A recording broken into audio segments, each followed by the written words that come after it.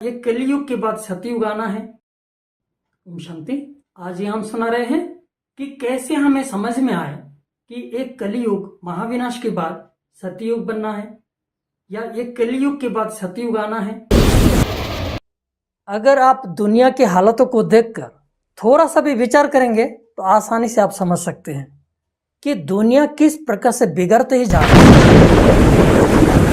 है। आज छोटा सा छोटा देश है, लेकिन भयंकर से भयंकर मिसाइल लेके बैठे हैं। मिसाइलों की बरसात हो सकती है।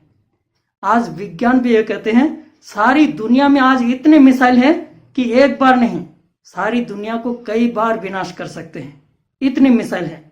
अगर इस प्रकार से सारे विश्व हर देश में मिसाइलों से युद्ध शुरू कर दे तो ये दुनिया कब तक चलेगी? तो आसानी से आप समझ सकते हैं एक कलयुग जल्दी समाप्त होना है। थोड़ा सा भी विचार करेंगे तो आसानी से आप समझ सकते हैं। कल अगर बिजली पानी ना मिले तो क्या होगा? आप दिल्ली शहर को देखिए, कितना घर खचाखच है, कितनी आबादी है। क्या ऊपर में पीने के लिए शुद्ध पानी है? क्या ऊपर में पीने के लिए शुद्ध पानी नहीं है। जब तक बिजली है तो पीने के लिए पानी है, अगर बिजली नहीं है तो पीने के लिए पानी भी नहीं मिलेगा। अगर बिजली पानी ना मिले, इस प्रकार से अनाज ही ना मिले खाने के लिए तो क्या होगा? अगर कल डीजल पेट्रोल कोयले आदि ना मिले तो क्या होगा? एक सहज बात से आप समझ सकते हैं इस दुनिया की कोई भी चीज हमेशा के लिए एक जैसे नहीं रहती है। जैसे हमारा शरीर को भी देखिए, कभी हमारा यह शरीर कभी एक छोटा बच्चा था, बचपना थी, धीरे धीरे युवक होता है, फिर कभी बुजुर्ग होता है, फिर कभी मृत्यु होती है।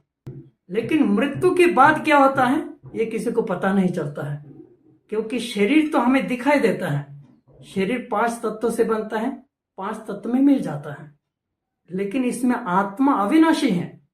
और आत्मा अविनाशी होने के कारण आत्मा एक शरीर छोड़कर दूसरा शरीर लेना पड़ता है, माना फिर से वो बच्चा हो जाता है।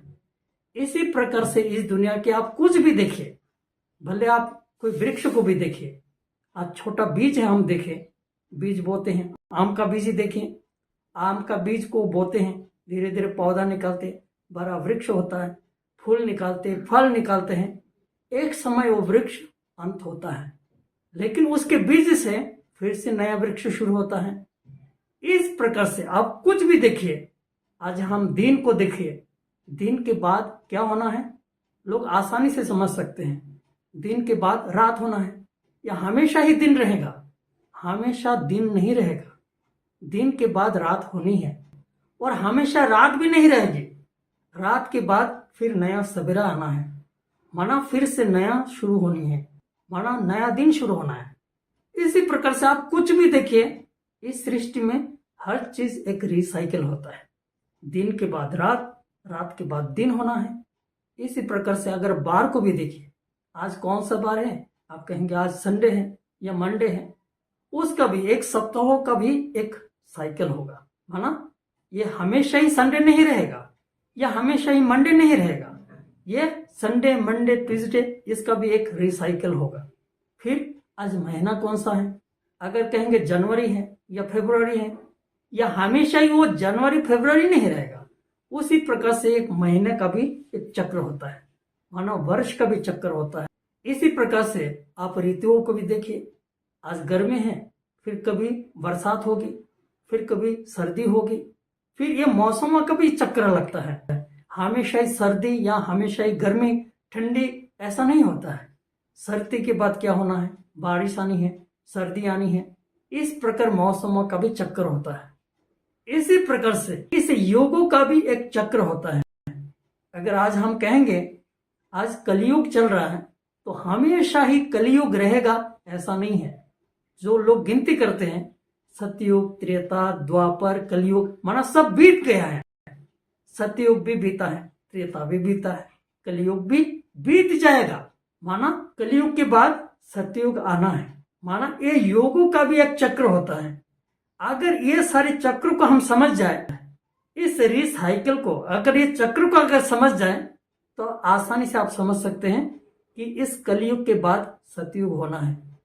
और ये जो चक्र लगता है, यही चक्र की बात शास्त्रों में, गीता में समझाई हुई है। गीता में महाभारत के युद्ध में अर्जुन को समझाते हुए भगवान वाचे कहते हैं कि इसी स्थान पर तुम और हम कई बार मिल चुके हैं, लेकिन तुम जन्म मृत्यु के चक्कर में आकर तुम भूल जाते हो, और मैं जन्म मृत्यु से रहित होने के कारण मुझे याद रहता है। वही ज्ञान तुमको सुना रहा हूं जो पहले भी कई बार सुना चुका हूं। माना ये एक रिसाइकिल की बात समझा रहे हैं। फिर दूसरी बात भी ये कहते हैं कि ये पितामह भीष्म, ये द्रोणाचार्य पहले भी कभी थे और आगे भी कभी होना है। तो ये सारी बात जो है एक रिसाइकिल की बात को समझाते हुए कह रहे हैं। फिर दूसरी बात है कि यदा यदा ही धर्मस्य ग्लानिर्भवति भारत, जब जब धर्म के अति ग्लानि होते हैं मैं आता हूं, सारे अधर्मों को नाश करके पूर्ण सत्य धर्म की स्थापना करता हूं। माना ये पूर्ण स्थापना की बात वो समझा रहे हैं। माना हमेशा ही एक जैसा नहीं रहते हैं, और रिसाइकिल होकर पुनः वही समय हमारे सामने होता है जैसे आज हम देख रहे हैं, वही समय फिर से हमारे सामने आता है। ये सारी बातों का अगर आप विचार करेंगे तो ये आसानी से आप समझ सकते हैं कि कलयुग के बाद सतयुग आना है। अगर ये सारी बातें आपको समझ में आई, आपके संपर्क में जो भी है उनको भी इस वीडियो को शेयर कर दीजिए। ओम शांति।